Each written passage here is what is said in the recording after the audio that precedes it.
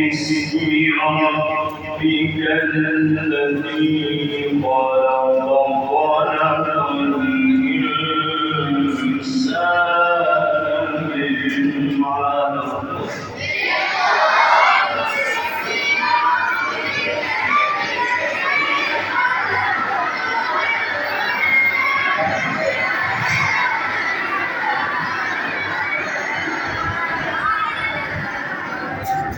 اقرأ وربك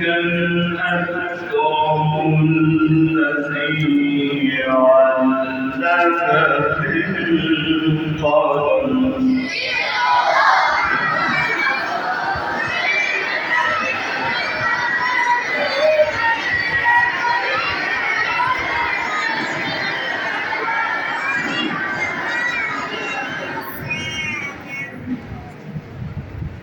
الذي علم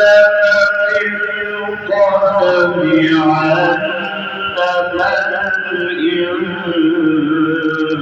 الإنسان ما لم يعلم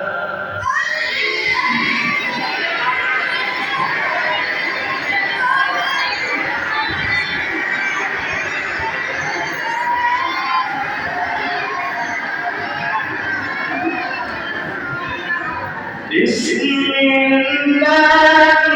الرحمن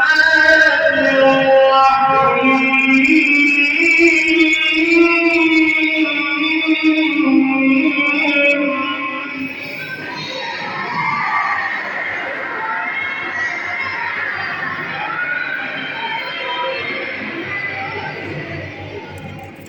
اقرأ باسم